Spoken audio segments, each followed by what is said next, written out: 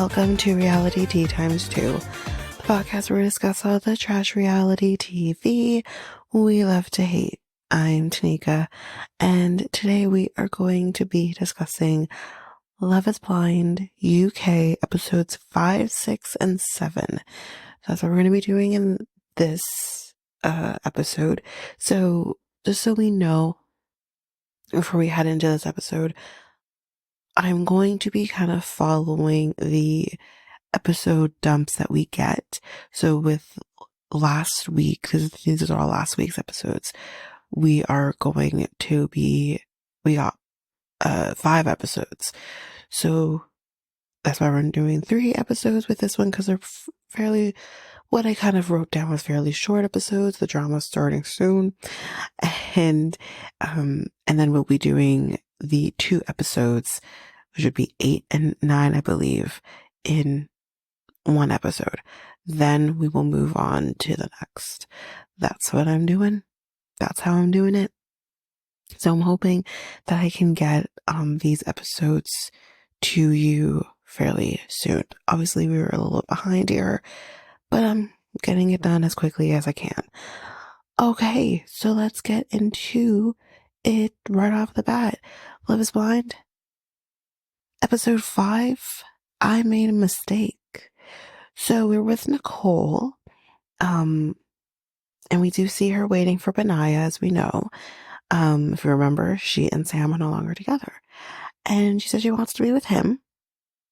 And he comes in, and she sees him, and she's like, oh my God, you have long hair. And because if you remember, she made the prediction that she believed he had like long dreadlocks. So she apologizes right off the bat. She's like, I knew I made a mistake right away. And she said that we called it off. And she's like, it didn't feel right with him. I knew it would work with you. And she's like, you are so right with everything that happened with Sam, and I just didn't hear it. And he says, I did think that it would be the 2 of us. And it was tough, that it wasn't.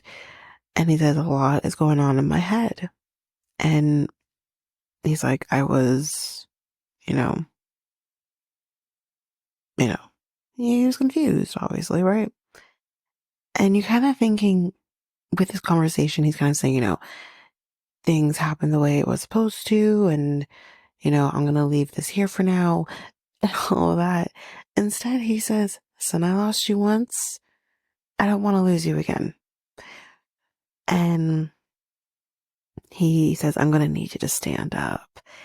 And he proposes to her. And of course, she says yes. Now, I like Benaya. I don't have issues with Benaya. I like him.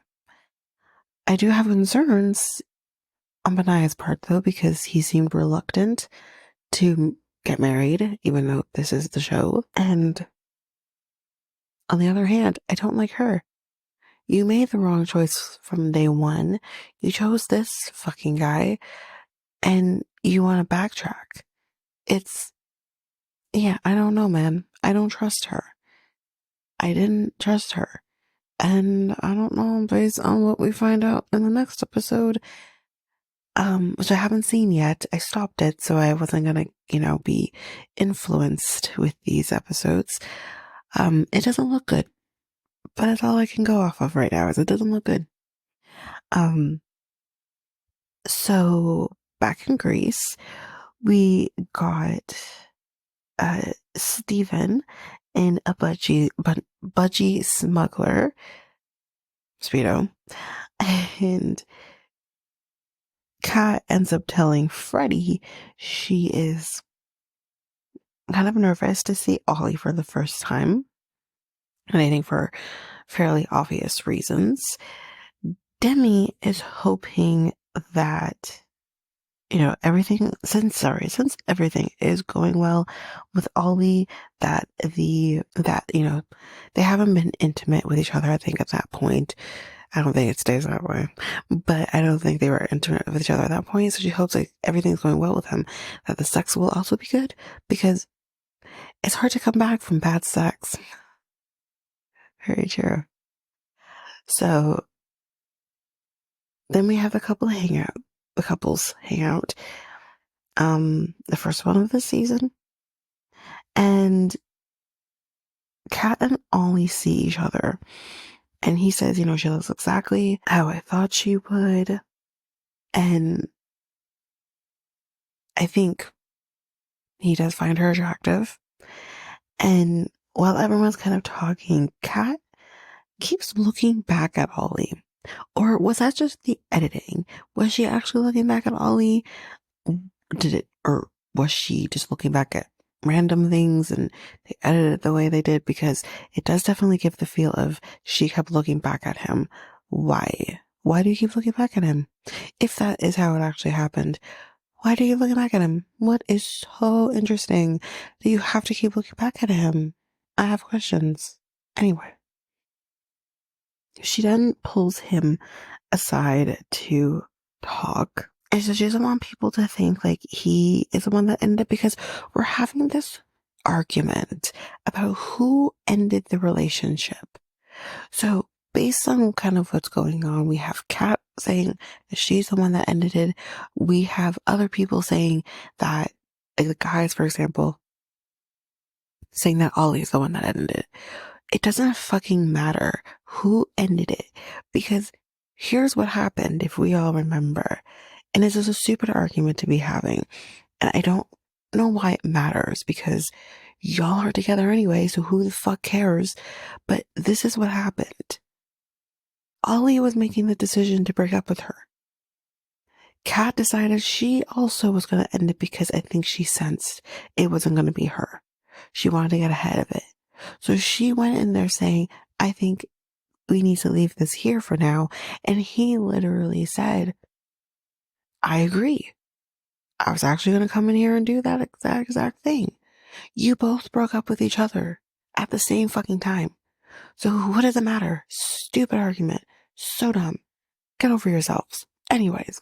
Yes, but anyway, she confronts him about that, saying like he or she was the one that did the breakup and whatever. And he says, that's not what happened. And again, it's just like, you're not understanding each other's perspectives here. And then all this comes down to, but it doesn't fucking matter. Anyway, he's like, I was gonna do it, but you beat me to the punch. That's exactly what happened. And he tells her as such, even in the pods, basically. But anyway, he tells her, we have our people, no, but we still had our vibe. Like that's, the gist of it. And he tells her that she is pretty. And then they kind of hug it out. He says he's a little bit flustered. I think that's understandable. While this is happening, though, Demi is watching the whole thing, kind of being like, ooh. Like, it's definitely put her in a mood, kind of watching this conversation, which is like, they're going to have the conversation. You knew he had 2 connections in the pods before he only had you. And this is what's going to happen. We see this all the time. It's just, you hope that they conduct themselves in the right way, right? Later on, Demi is talking to Ollie, and it's just kind of awkward between them. And he dips with Bobby to talk to him, and he tells Bobby about the conversation with Kat. And it's clear that these two have a little bit of a bromance, a little bit, and he feels comfortable telling Bobby things that maybe he should be telling Demi. A little bit. Just a little bit. But they just have this weird awkwardness between them. It was really weird because I think like he isn't reading her properly. And maybe it's a little bit incapable of reading her properly in this moment. She is not expressing how she's feeling. So they're just having this really awkward situation between the two of them. So while all the couples are being cute and going on walks with each other and, PDA and everything, everyone's being nice, whatever. I think going on walks, that's not what happened. They're just being cute. And walks Nicole and Benaya. And I'm like, whoa, because I wasn't expecting that. I think if this has happened before, Like, for example, we had Zach and Bliss. This feels very Zach and Bliss type situation, although I always rooted for Zach and Bliss. As individuals, I don't root for these two as individuals. I don't know if I even root for them as a couple. It's because I don't like Nicole, but anyway, we've seen this happen before with Zach and Bliss, and they didn't end up going back to the thing. I guess it was so early on, this breakup happened so early on that they were able to have them join in, but I just wasn't expecting that because everyone out here is like, where's Nicole and Sam? Why aren't they here? Like, what's happening? We hope that they're okay. Mainly it's Nicole. So it's like, what's going on? And then in walks Nicole with Benaya, not even Sam. So they tell everyone kind of what happened. Everyone seems happy about what's going on. And obviously from Nicole's perspective, she just kind of says, like, it just wasn't right with Sam. It didn't feel right. I was always meant to be with Benaya. And everyone's kind of obviously happy for them. And I think with this too, it's like when the ladies are talking separately, like maybe just a couple steps away from the guys separately. And all the women here are kind of being like, oh, we're so happy with our men and blah, blah, blah. And you just have Demi kind of being over here being like, I did feel that way. Right now, I don't feel that way. And she just feels like the odd duck out. And that's a little bit like I feel for them. And you're wondering, oh, fuck, like, it's not going to work with them. Because it's always at these things where you sense like if the couples aren't getting along with each other or aren't being the same as maybe the others are or partially the same as everyone else is, that it's gonna not go good, right? So Benaya and Nicole, we're kind of done with a couple of things now. Benaya and Nicole are going to be sleeping in the same bed for the first time. They haven't done that yet. And that's, interesting, whatever. And Bobby and Jasmine talk.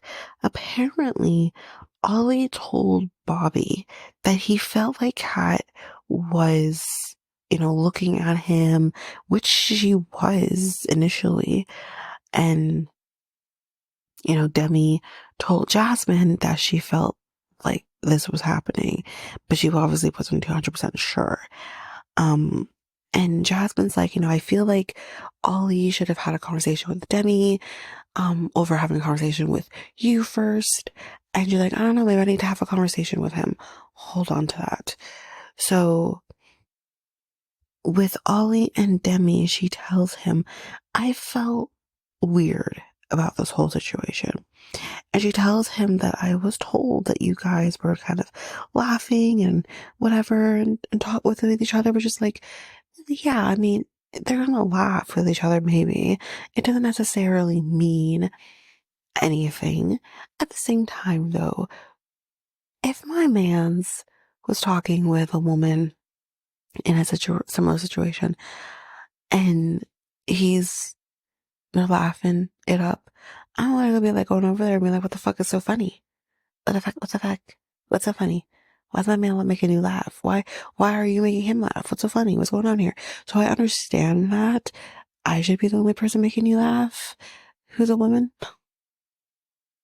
I mean, I'm not that crazy, but yeah, like it's just, I understand her, but I don't think it's like crazy. And he says, like, it wasn't flirty or anything. Like, I don't want you to think like it was. And maybe to each other, it wasn't very flirty, but I mean, he was kind of like, how guys are kind of like, yeah, she's pretty, but I don't want to say outright that she's fucking pretty. And like, I would have definitely have fun with her or whatever and all of that, right? He's got to keep it sly. That's kind of what he was doing off like in the moment type situation. He was kind of being sly.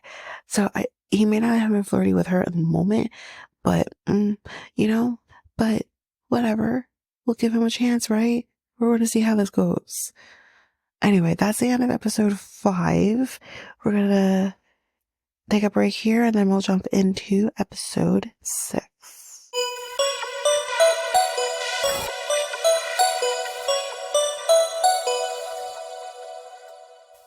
And I'm back, and let's jump into episode 6, titled Once a Cheat, Always a Cheat. Now we know someone's about to come out here and say that they were a cheater. And I actually thought that would have been Ollie. Sorry. I'm not sorry, though. Ollie is that guy who is fucking trouble. Yeah. So, wasn't expecting who it actually ends up being. We'll get to it. So, Demi and Ollie talk the next day, and he's like, I didn't like how, quiet, you were being yesterday. Because I think like she was definitely being quiet. She wasn't outright coming out and saying something on how she was feeling. And the thing is that he, I think, understands that that's going to reflect back on him. And I don't think that's a selfish thing to think because they're new and they're around these other people and she's close with certain people. And it's like, he doesn't want people thinking like he's like a shit person because he's not. You know, she just has to speak up and talk about how she's feeling. And that's what she's not doing. And she says that she struggles with communication sometimes, no shit. And she says, instead of me just expressing how I feel, sometimes I go quiet. Now, I understand this wholeheartedly. I was that person that wouldn't always feel comfortable coming out right and saying things. I would definitely communicate, certain things or whatever, especially if things are happening in the moment. But I still kind of sometimes struggle with it. And is to get yourself out of that comfort zone of, I'll just be quiet, let this pass, and never address it, versus, well, if I don't address it, we're not going to have problems. And I need to understand that when I address this, it doesn't mean that they're going to have a huge problem or come at me in a way that's, not beneficial or anything like that. You have to give yourself grace. So I understand it, but you gotta try. And sometimes it's just about the person you're telling. So I think that's also important as well. So yeah, she says that she tends to stay quiet. And he tells her, you're allowed to feel your emotions. You're allowed to feel jealous. You're allowed to feel uncomfortable, awkward. You're allowed to feel all of those things. He doesn't want to discredit that from her. He says that you just need to open up to me. I just want to know what you're feeling. And he says at the end of the day, though, you're the one for me. I thought that was sweet. I thought that was sweet. Okay, Ollie. I like it. Anyway, with Freddie and Kat, Freddie, tends to leave the toilet seat up and Kat tends to sniff. Two things that bother the other. Why do you do that, Kat? I understand why he does it. Men are dumb. But why do you do that? And we actually see her do it. And I'm just like, why? But yeah. So Nicole, she and Benai are talking and she kind of opens up about the fact that, when it comes to the physical intimacy, the emotional connection is very important for her. It kind of needs to be the foundation of her wanting to be intimate with somebody. Because of this, she actually didn't lose her virginity until she was in her 20s, which I wonder if that was with her ex-husband. We don't know that. We're not told that, but she said that's very important for her. And he kind of understands that, says that he kind of feels the same about that. She just says that she doesn't want to give her body to just anyone. I don't understand that. I have no issues giving my body to anyone. I don't need the emotional connection. That's me. Yeah, that's me. I mean, again, when you have the emotional connection with someone that you give your body to, it's 10 times better because they actually care and want to learn your body and actually want to please you. So it's different. So I understand that. I mean, I definitely could not go back to that lifestyle of just letting it all go, just hang out, do whatever. Um, it's not easy now to do that. But in my 20s, damn straight I was doing that. Oh, fuck. But yes, to each their own though. So I understand her. Um, so I think kind of this conversation though is kind of her kind of saying, um, I'm not gonna jump into having sex with you until that emotional intimacy, that emotional connection is kind of there. So I guess we'll see what happens with that. So Kat and asks Freddie, have you cheated before? And Freddie says, I'll be honest with you, yes, I did. Now, we don't get a lot of context here with the cheating situation, but we will later find out that this happened about 7 years ago. My guy's like, what, late 20s, early 30s? So it's not crazy to whatever, right? She says to him, well, that's a little bit of a concern for me. She's been cheated on before. And her philosophy is once a cheat, always a cheat. And she tends to stick to that. So now we're kind of feeling, oh shit, is this the deal breaker? So here's what I'm going to say. I feel like, I'm not saying it's right. Again, I'm coming at it from a person who has been cheated on, has cheated. I've done all that. So I understand that it's not necessarily right. But I feel like people, especially in their 20s, who cheat deserve a little bit of a pass. A little bit. A tiny one. Just a very tiny one. Because we're dumb and we're stupid and we're going to do stupid and dumb things. Yes, a person could say, I don't want to be this anymore and go do their thing. But sometimes that's a little easier said than done. Whatever, right? So I need a little more information with this cheating. Was it a full blown type of like relationship thing that happened? Was it a one time thing? He does say it was once. So I'm going to assume that this, like, he cheated with a person, meaning he had sex with this person one time and that was it. So, I'm going to trust him with that.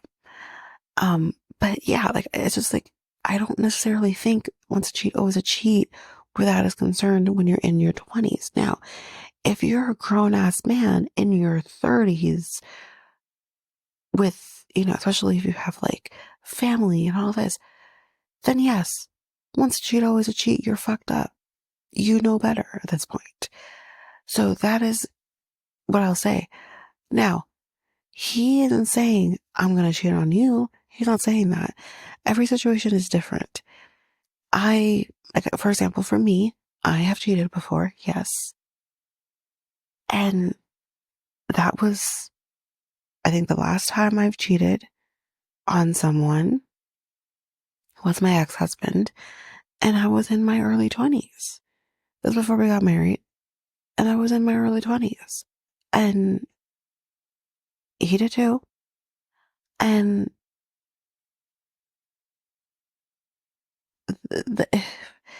I'm not going to also sit here and accuse my ex of continuing being a cheater on other people, just because he did it to me.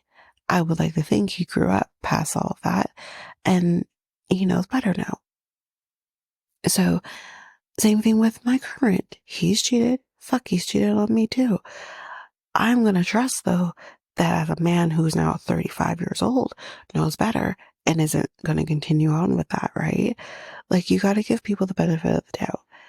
I have not once ever cheated on my boyfriend ever, nor would I want to. Please. There's always no one else better out there. Anyways, like, why? And I literally actually had this conversation with a coworker the other day. I'm terrified of the thought of cheating on my partner. Because God forbid if something happens. What if you contract an STI? What if you get pregnant by this other person, what, like, if I'm terrified to potentially have to tell you something because I cheated on you, like, I'm not going to do it. I have respect for myself. I have respect for him. I have respect for a relationship. And it's just not fucking worth it. People can think that way. So this whole once a cheat, always a cheat thing, especially when you're in your 20s, isn't a fair assessment. Um, it's not fair. And it's not fair for her to get this bad taste in her mouth because of it. He didn't do it to you. I understand you've been cheated on. I have also been cheated on. It is not fair to leak out what happened in a previous relationship onto your current relationship. That's something I had to deal with as well. It was a struggle, but I had to make sure that I wasn't penalizing my current relationship based on what happened to me in my past relationship. He wasn't there. He didn't do those things to me.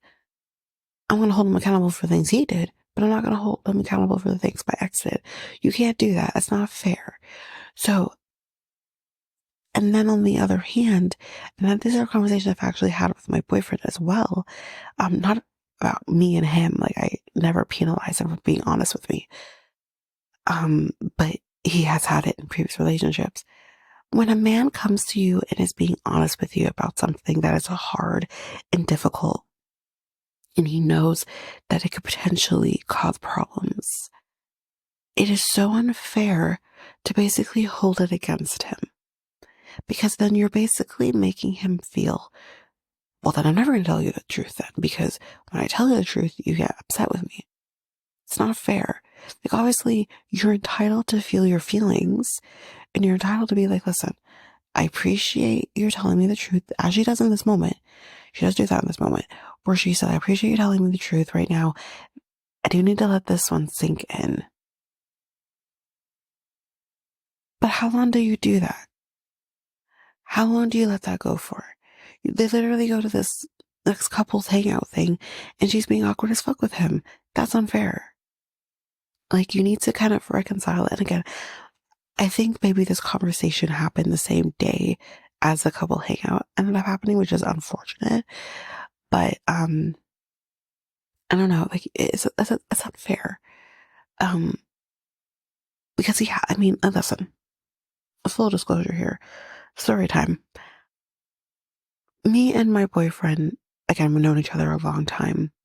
It hasn't always been this way, but we have definitely taken on the philosophy of honesty is number one. We're open and we're honest with each other, and we can have conversations with each other without being angry with each other after the fact, right? And it's become a great thing. It's definitely established us being not only in, couple and like lovers, but friends. I think that's important. It's how it should be. And there was a time where he told me a story about a girl that he had like a one-time thing with in a parking lot of a mall that's in our area. And he's explaining the timeline of said fling.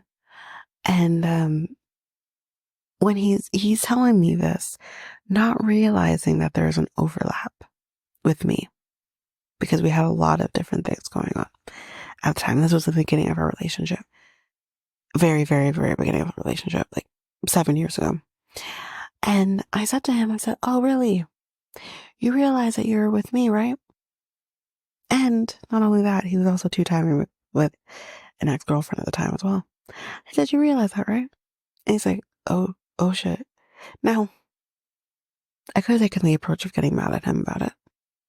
But instead, I took the approach of, you're an idiot, but I'll let this one go because it was many years ago. It doesn't matter anymore. We've gone way past that. We've hit the restart button, past that now, and it is what it is. I'm not going to get mad at you over it. It's done. But I'm also entitled to, and I understand that, but it's just, I don't know. That's a whole different situation, I guess, because it involved me, where this didn't involve her, but I don't know. I don't know.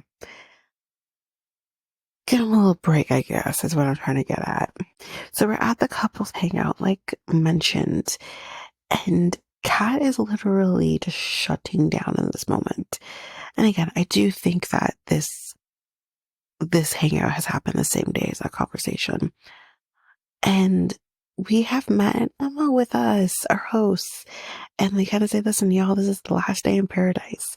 We will be, getting the neutral apartments as we know, and you will also be getting your devices back. So we'll see how things kind of go here. So they dip. Ollie tells Benaya, I do get overwhelmed by group settings. Hold on to that. That comes back. I think we get a very, very understandable explanation as to why he feels this way.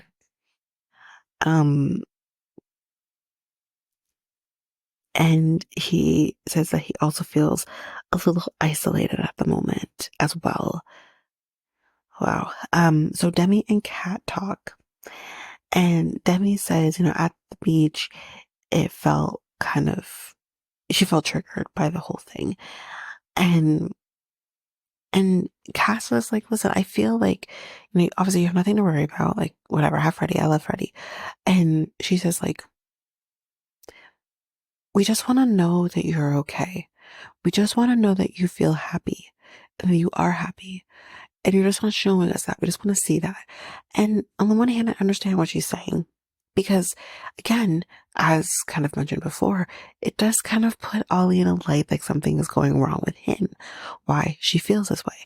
And of course, Demi can say till she's blue in the face that I'm happy. He makes me happy. It's not about him. It's just me and how I'm perceiving things. And I believe her. And I know that's what's going on because we're seeing it from both sides here. And it's unfortunate though, because she's like, well, we're not seeing that. And I think, again, it's just unfair as to what we will find out about Ollie in the next episode is that I think a lot of it has to do with him mentally and the things that he does. I don't want to go ahead. I don't want to say yet what comes out. I want to wait till that episode. But it's like, again, that shows what kind of where he's coming from. And with Demi, she is a very quiet person. She does seem to not communicate very well. And I think that reflects on her side of things and how things are going on. And when you have these two storms kind of happening, that's kind of out of their control. And I think they don't even realize it's happening. It creates this thing where everyone on the outside of that is like, are they good? Like, so I think it's a little bit unfortunate. Freddie tells Stephen, so yeah, I told her that I've cheated before. It was a long time ago, as I mentioned, it was 7 years ago. And he said that she did not take that well. And Stephen does again just be really supportive and just says, do what you're doing. You're good, and it's going to be fine. It will be. It will be fine. So, Jasmine, I hate this, and I'm going to rant, and y'all bear with me. Jasmine takes this opportunity to talk to Ollie, because she kind of comes and she sits in between Bobby and Ollie, and she's like, I'm going to talk to him now, which I'm not opposed to you talking to your friend's man to make sure that all is good in the world between the two of them, but it's then how she takes it. She went too fucking far. She went too far. So, she says, can I be honest with you? Demi has insecurities, which yes, she does. But why does that have to be the crutch? Jasmine, thank you for being a friend, I guess. But I just realized what I did there. Thank you for being a friend. But you went too far. Yes, she has insecurities, but her insecurities are her problem. They should not become his problem full force. Okay? You should not be taking that on wholeheartedly because she has gotten insecurities based on previous men. Yes, he should be aware of her insecurities and make sure that he's not adding to her insecurities. But he shouldn't have to take on her fucking insecurities because of it. Unless he's the reason for her insecurities. But they've barely been together, so he is not yet the reason for her insecurities yet. You know what I mean? And it's like her crutch in this whole conversation is she has insecurities, you need to do better. She has insecurities, you need to do better. Fuck off. Seriously, fuck off. I had insecurities. That's not my man's problem in the beginning. I now have different insecurities. Well, not so much now, but when we started back up again, I also had insecurities that were because of him. So it is his responsibility, and he does have to take on that. And I said to him, here's where I'm at.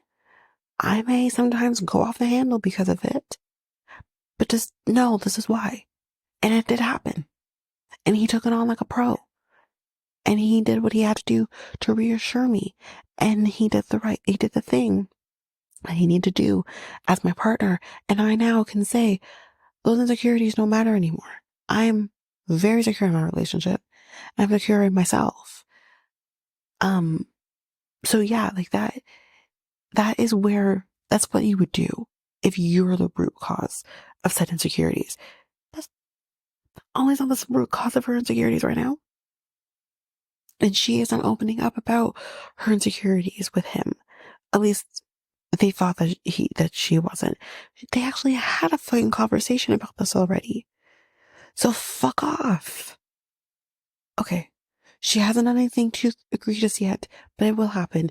But I'm just like, fuck off. Throughout this whole conversation, when it got like too much, I literally was saying, fuck you. Okay. So she says, you should have pulled her aside, and talked to her. And he's like, well, I'm not going to talk to her now. This is what he says. And it seems like it's a bad thing, like he doesn't give a fuck. But what they don't seem to fucking realize is they have already talked about it. They have already talked it out before this group setting happened. They talked. They're good. At least they're on the same page, right? So then she's like, well, be honest. If you're not really feeling it, then just tell her, bitch. So, wait. You are assuming that he isn't into her based off of what? Based off of what? Because he had a conversation with his other connection, which everyone fucking does. The only reason you're not having a conversation with your other connection is because he's not fucking there. You probably would have, though. Go fuck off with your bullshit. And for her to assume that he's into her. Bitch, he is into her. Because when he's doing the look back, when none of the man was doing that, he's doing the look back to be like, you know what I mean? He is into her. I just don't understand where she's getting this from. Because no one, and I don't believe Demi has ever once said that she feels like he isn't into her. Because again, there would have to be more going on, for her to feel that. And she has said point blank, period, it's me right now. I'm the problem. It's me that is kind of creating this thing on the outside. But when it's just us, we're good. He's attentive. He checks in on me. He's doing all those things. So clearly you're just creating this shit up in your head. This bitch. I'm so pissed. And again, it's not up to you. But she says, like, do you like her? And he's like, why are you coming at me like this? Now, in Jasmine's defense, she cares about Demi. They became close pod friends and whatever. So I understand like her wanting to make sure her friend is gonna be is okay. Is being cared for. But this is not how you do it. And honestly, I'm sorry, but if I was Bobby, I would literally have told her, hold on a minute. Hold on a minute. He never once said that he wasn't into her. He never once said that he didn't like her. He never once said any of those things. He never did. You're coming at him, and what you're doing is making it worse, and we're gonna see it. You're making it worse. Now listen, if I've seen it happen. I have, well, I'll say it's fine. In my last relationship, for those again who obviously have heard from Letitia, she's been on a few episodes now.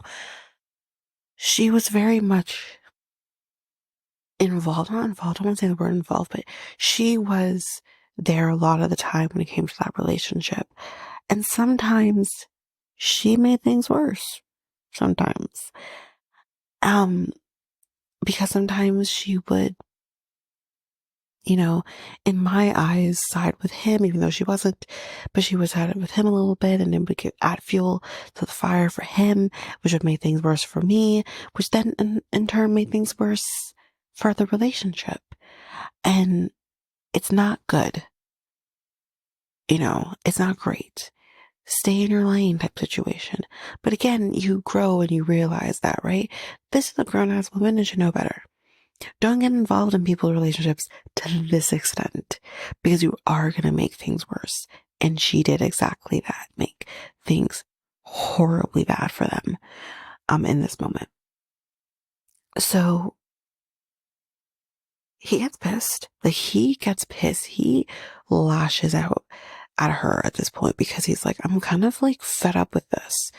You're painting me to look like the bad guy and I'm not. Like, who the fuck said I am? And of course he's thinking Demi is talking, right? So Demi comes to him and he kind of snaps at her. He does snap at her. Again, here it is. The proof of don't get involved in other people's relationships like that because you're making things worse. And she's taken aback. She's like, whoa, what did I do? And he's like, oh, like, she's telling me things and like, what are you telling people? She's like, I'm not telling people anything. And that's true. She's not. She's literally being like, he makes me happy. I'm happy with him. Yes, I feel a little awkward maybe and quiet at times, but that's because of what I'm experiencing, not about him. So she is defending him. But of course, Jasmine isn't hearing that, or maybe even, let's say, respecting that. And, and she's coming at him, making it look like Demi's talking, and she isn't. And he's like, it looks like I'm doing something wrong. And he's not. He isn't. Neither is Demi. I think we're going to get a little bit of an explanation as to maybe what's going on here. And again, if you remember, he says, I get overwhelmed in these situations. So it's a lot for him. So he says, like, I want to dip. I'm going to leave. I don't want to be here right now. And she tries to calm him down and he allows her to do it, but it's just not enough. And he's like, no, I gotta go. And he leaves, which is unfair because here's the thing. You complain that you feel that he isn't showing her what he needs to show her and isn't being what he needs her to be. Yet he is doing the best he can. And what ends up happening is he has to leave because he doesn't want to be here anymore. And that doesn't help. It doesn't help the perception of him. When he's leaving her there alone, and she obviously feels upset about that, because she's now the odd one out here, it's unfair. But at the same time, I understand why he would be like, I gotta go. So the next day, they do talk, and he says to her, is this even, like, for us? Like, are we doing, like, is it about us? And he says like this process, this retreat, I think mainly has been too much for us. And I think that's just, they just want to get back to London at this point and kind of be in their own space, in their own bubble, be around the people that they want to be around at this point. And I think that maybe is for the best. I think this has been too much, and everyone's perception and ideas of what they should be is not helping. And especially when you have all the other couples having no issues with PDA, they're a little bit more reserved in that, and they it's just it's too much for them. And I think again with what we find out about Ollie, it makes a lot of sense. So we'll leave that there for now. So Freddie starts crying about their conversation prior, and potentially losing her over this. And he says, like, he has changed. He's like, I don't live there no more. Duh. No one in their 20s lived there no more. Like, it's so stupid. Anyway, we're heading to London. We have 21 days until the weddings, and we're in their apartments, which are very nice. They have very nice apartments here. And Jasmine and Bobby have a mirror right by the bed. And Bobby's like, you thinking what I'm thinking? She's like, no, I'm not. I am. Listen, having a mirror nearby to watch while you're getting, it's kind of hot. I'm just saying.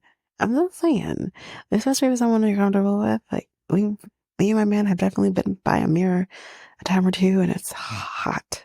So, anyway, I'm definitely understanding what he's putting down. That's all I'm saying. Anyway, Benaya says, to Nicole, the proposal, I felt like something was kind of missing. And I didn't realize that he actually didn't have a ring on him because the ring was missing. So they're now having a complete physical connection, whatever that means. Anyway, I guess they're having sex. I don't know. So Tom is apparently on his phone all the time. Maria don't like that. And this is a little bit of a situation. So he admits that he tends to be a little bit judgmental, and he can be judgmental about people's employment. Now, Maria is a MUA. Now, for those people who are not 90 Day fans, a MUA is a makeup artist. So she's a makeup artist. And he admits, yeah, I was a little bit wondering about, your job. Like, he was kind of judging her job. Thought that the job was maybe beneath him a little bit. I don't know. And he says, like, for him, a person's employment could make or break a relationship for him. What the fuck? That's horrible. That's horrible. That gives the air of I'm better than you. That's fucked up. And she says, well, that's stupid. Seriously, that's weird. And he does explain, which he doesn't really explain to her, which I hope he does, or at least did. He explains that he would think, for example, that a MUA would be a little more concerned about their looks, be a little shallow. That's unfair I'm sure there are MUAs that are, but then I'm sure there are, people who are, I don't know, execs or something that are also that way. Person being shallow and or concerned about their looks doesn't mean that they're MUAs or whatever, right? It's so dumb. It's a dumb thing to say. However, it's an understandable thing to say. I wonder who the fuck hurt him, for him to come to that conclusion. But then explain that to her. I think that was important for him to explain that to her, but he just kind of didn't. He says that he wouldn't want to share a space with someone if he wasn't sure about them. Or sorry, she says that, not him. And I think that's understandable. I wouldn't want to either. Like, if you are so concerned about my job and you think like I'm gonna be this bitch or something, then don't be with me. And you're thinking, oh shit, is this the end of Tom and Maria? I guess we'll find out. But that is the end of episode 6. The one was a little longer because I had some rants. But we are gonna take a break here, and when we come back, we will jump into episode 7.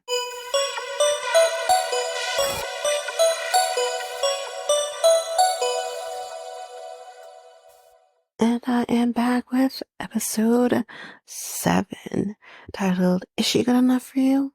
Let's go for it. So we see Kat and Freddie, and they're in like a store, and am I crazy? But she's like, that's a teacup, not a coffee cup. That'd be too much coffee if you put it in it. So what? You should see my teacup. It's fucking massive. It's very cute though. Maybe I'll post it. Maybe I'll post it on Instagram. It's on my personal, but like I have this big ass teacup. It's like a Olaf teacup. It's fucking huge. And I fill that shit up to the top, let me tell you. Anyway, moving on. But she gets really upset over him making jokes and I guess just being his fucking self. And she just wants him to be a little bit serious sometimes because she feels like he's treating her like a friend and not a fiance. What the fuck are you talking about? What the fuck are you talking about?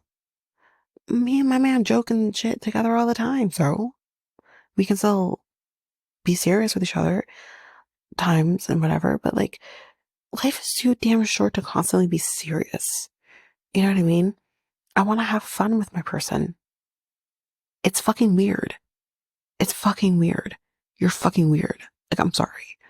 Just yesterday, like me and my man were like, playing with each other. Not like that. Well, like that, but not like that. At that point. But, like we can have fun with each other. That is how it's supposed to be. What the fuck is she talking about? And again, you basically want him to change who he is? That's who he is. That's so fucked. I don't like that. Anyway. And she says that, I guess she's feeling triggered now, and he feels maybe I need to kind of maybe tone it down a little bit, which is really sad. He shouldn't have to do that. Anyway, moving on. Ollie and Demi are food shopping for dinner tonight for her friends. They're coming over. And he is kind of all over the place. Again, another indication of what's about to come. And he's a little bit all over the place a little bit. And he's like, maybe I should have stayed home. She's like, yeah, maybe. It was funny. But, yeah, they definitely seem like they're doing okay. So that's good. And Jasmine and Bobby, we see them talking, and she tells him about something, searching him up on YouTube. So he apparently has a music video. It doesn't sound very good, y'all, but he has a music video. And the song, I guess, is about like your body of a dancer or something like that. And it makes her feel kind of insecure, because social media has been an insecurity for her. Again, I'm going to say this. I'm going to say it again. You cannot put on your current relationship something that happened in a previous relationship. She's the therapist. Why am I making this make more sense? What the fuck? Like, you can't do that. It's unfair to him. And this weird ass music video was done before he knew you. You cannot get mad at him over something that happened prior to you. He did not know you existed, right? So what the fuck? It's unfair. Now, I'm not trying to act like I'm holier than thou and shit. It's not like I got here just was always here or something. No, I have to do the work. I'm fed up with people who constantly put on their current relationship something that had nothing to do with them. You can say to them, I have concerns about X, Y, and Z. I want you to be aware of it. And I have done that before as well, definitely. But I'm not going to hold it over your head because of something that had nothing to do with you. It's stupid. I'm sorry. It's absolutely stupid. But anyway. So he tells her, you have had some, bad experiences, but you're not in that position anymore. Thank you. Thank you so much. Anyway, I think that's the last we hear of Jasmine and Bobby for a while. I don't remember seeing them again in this episode. But back with Demi and Ollie, her friends are here, and we got Jasmine and James. I'm not sure if they're a couple, but James is hot. What is going on over there, y'all? Jesus Christ. They ask, all of questions, did you, a crush on anyone else? And he's like, well, about that. They talk, that they, kind of what they see in the future with each other, talk about kids and all, and obviously with her having endometriosis, that obviously was a conversation that obviously came up, and they really like him. They like him. And he has seemed to pass the friend test, so that's great. So, Kat and Freddie, we're going to his house, which is in Bolton, and he has been renovating, it seems. It does look quite nice, but there are some things, like doors on hinges are not a thing, apparently, for some rooms, like the bedroom. There's no door on the hinge. But when they go to his room, he does talk to her and says that he apologizes for pushing her buttons. I don't think he should have to apologize because her buttons are ridiculous and unfair to him. It's basically she's trying to change who he is, and that's not fair. Anyway, Maria and Tom, they're fine now about the whole job conversation. They've gone over it. Ollie and Demi. So he tells her, basically, I don't know if he was going to tell her this, but she does kind of pinpoint, I do notice sometimes, like, you kind of pace and you sometimes look like you're overwhelmed at times. And he's like, well, it's crazy that you're kind of picking up on that because no one has really picked up on that before. And he does explain to her, I have ADHD. Boom. That explains everything. It explains the whole situation in Greece. It explains his reaction to Jasmine and him dipping. It explains so much.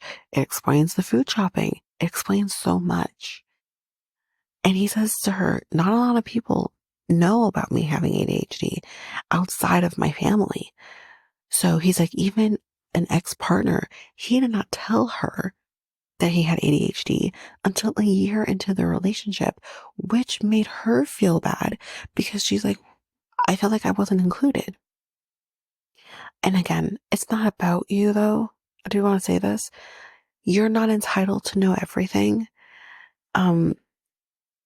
You have to give someone a chance. And it's a hard thing to come out and say, I have this, this is what I go through. It's not easy. So he's entitled to talk about his experiences in life when he is ready to do so. Now, it's fast paced here with Demi, but Demi's picked up on it. And I think that's why he felt I need to tell her. I don't know if he would have told her otherwise. We'll never know. But at the same time, he's supposed to be getting married to her. So, you kind of need to put it out there, right? He does say, like, every person's case is a little different with ADHD. Some people don't have to deal with it every single day. Some people do have to deal with it every single day. Some are more extreme than others. And he says, unfortunately for me, it's very extreme. And he's been dealing with this his whole life. He says like, I could do something, or no, sorry, rephrase. He says, you could do something that could take, 2 minutes. But for me, it could take me 2 hours. That puts into perspective. He says, I haven't even finished a book. Like, you'll start a book, but not be able to finish it because it's the attention. He can't hold, that thing isn't holding his attention, for very long. And she says to him, but you're amazing. I want to change you for the world. So don't be ashamed of who you are, because that makes you you. And I think that is an amazing response. So back with Kat and Freddie. Kat is meeting his family. First we have his sister, whose name is, oh fuck, what was her name? Was it Baby Dora? Betsy Dora? Betsy Dora, that's it. It was Betsy Dora. What the fuck is this name? Those two things don't go together. Betsy and Dora, they don't go. Okay. We're also meeting his mom, who was a typical England mom. And we're also meeting his brother Jack, who we remember has Down syndrome. He mentioned that. And we're also meeting Bobby the dog. So his mom is like, oh yeah, like we've wanted him to find someone. He definitely could have gone out there and dated a bunch of different women, but he didn't do that. He kept coming over to our house. We were always like, what the fuck? Don't you have someone you can go date? Apparently not. But Freddie, this was, okay, I got emotional with this. This made me really emotional. This was so sweet.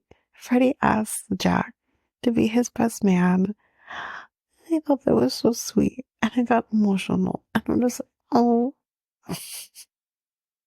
I like him. So, not only do we have them meeting family, we also have Tom meeting Maria's family. Now, Maria is Muslim, so we're entering into a different culture here. And he's going to be meeting her sister, brother-in-law, mom, and her brother. And she also has nieces, so she's going to be meeting her nieces as well. And they say, listen, like her sister says this and says, we support Maria in everything that she does. But obviously, like, it's going to be hard. She gets a little emotional here, which is, understandable.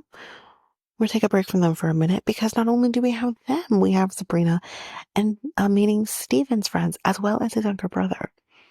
And they know nothing about this experiment. They know nothing about him getting engaged and married at the end of this. And his one friend is like, listen, my brain can't compute. Like, for me, it took me 5 years to propose. How old are you? I need to know that. Anyway, it took him 5 years to propose to his wife. And then from that point, even 2 more years to get married, which is unusual. So he's like, all in all, it took me 7 years.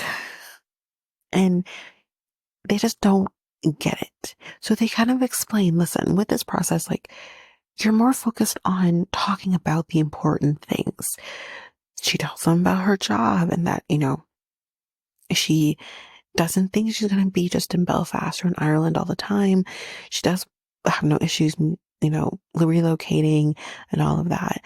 They kind of are opening up about the things that they have talked about. And with this, it does make his friends and brother feel a little more comfortable with them, and they kind of get the stamp of approval. So that's really good. Yay. So they do still think, though, that he is bonkers. So there's that.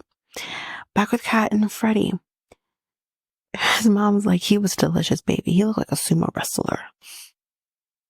And his sister pulls Freddie aside because she's kind of sensing that maybe he's being a little more reserved than he normally would. And that says something. That's a red flag. He does open up about the fact that, he said our personalities are a little different. He likes to tell jokes and be funny. She's a little more serious. He says even their lifestyles are a little more different. He likes to stay home and keep to himself, or she likes to maybe go out a little more. And she says, like, maybe like, maybe you're not good enough for her. He said, no, I don't think that. I think like she cares and she loves me, blah, blah, blah. And she says, okay, well then maybe the question is so much more of whether or not you're good enough for her. But what if she's not good enough for you? as a astute observation, I think. So back with Maria and Tom, we're kind of talking about religion, of course. Again, as I mentioned, our family's Muslim, and her sister and Tom kind of talk alone, and she kind of says, with her father not being here, it's tough. And obviously she gets emotional talking about this. And he's being good, he's obviously like it's awkward. He doesn't know these people very well, but he understands like it's tough. And he talks to her mom, who this is so sweet. And he wants to make she's sorry. So yeah, he says that he wants to make sure that they have her blessing. And she says, listen, I'm a little apprehensive because like you guys don't really know each other very well. But don't you worry, here's my blessing. You have it 100,000%. Okay. Which is great. I'm happy for that. But yeah. But Naya now is gonna be meeting Nicole's parents. And they're coming by the apartment, and Dad doesn't know about Benaya. Like, I don't know what her mom knows. She doesn't say that her mom doesn't know that they're getting married. She says her dad, like, they know about Benaya, but they just don't know that they're getting married. So they're gonna talk about the experience, leaving the Sam elephant and all of it, and they're gonna talk about that. And she says, at the end of this, we are getting married. And again, Dad takes it well, though. He's just like, just take it day by day. That's all you can do. And it's like, I don't know. If I were to tell my mom that I'm getting married in like a few weeks because of this experiment, she'd be like, what the fuck? I would at least get a the fuck, But anyway, that's basically it for this episode. And that is it for our episode. So again, next, I want to get through the last dump before we kind of head back into 90-Day World. So you will be getting the last episode of last week's dump, which will be episodes 8 and 9. And then we will kind of get back into the 90-Day World, because I kind of want to go in order. That was first. I want to get those done, and then we'll head back into 90-Day HEA. And then, which was, I don't remember there being a whole lot there. So we'll talk about that. And then we will also talk about, I think the only other thing we have to talk about is Bachelorette. So I think that's the only other thing. Everything else has been done, I believe, right? So yeah, we'll do that. See how we get those next week. And yeah, that will be that. Thank you for your patience. That is it for this episode. So if you like what you heard, please rate, review the podcast on either Apple Podcasts or Spotify. Also, don't forget that you can also share us with everyone in your life if you really love this. And I do want to read those reviews. I'm definitely getting 5-star ratings, but I want to read those reviews. So send me those reviews and I will read those 4 and 5-star reviews on the podcast. Also, we're on every one of your favorite podcast apps. Every one of them, including, you can find us on YouTube at Reality Tea Times 2. If you want to connect with us, you can do so by going to either Facebook or Instagram at Reality Tea Times 2. You can also find us on Twitter, TikTok, Reddit at Reality Tea Times 2 Pod. We also have our email, which is at realityteatimes2 at hotmail.com. Definitely want to hear from you guys. And we also have our new website where you can listen to all of these episodes. You can review the podcast on there as well. You can connect with me in any way, all the stuff. It's all there, and you can find me there at www.realityteatimes2, all spelled out, .podpage.io. It's there. And don't forget, I also have my other podcast with my friend Mikkel, Next Week Podcast, where we talk about all kinds of different topics. But you can find us on any of your favorite podcast apps over there as well. Or you can also go to YouTube and you go to Next Take Podcast, as well as our website, which is solo.to/Next Take Podcast. So yeah, there's that, and that's basically that. And again, don't forget, if all of this information is overwhelming, we do have all of the links, everything in our show notes. But that is it for now, guys. Thanks. Bye.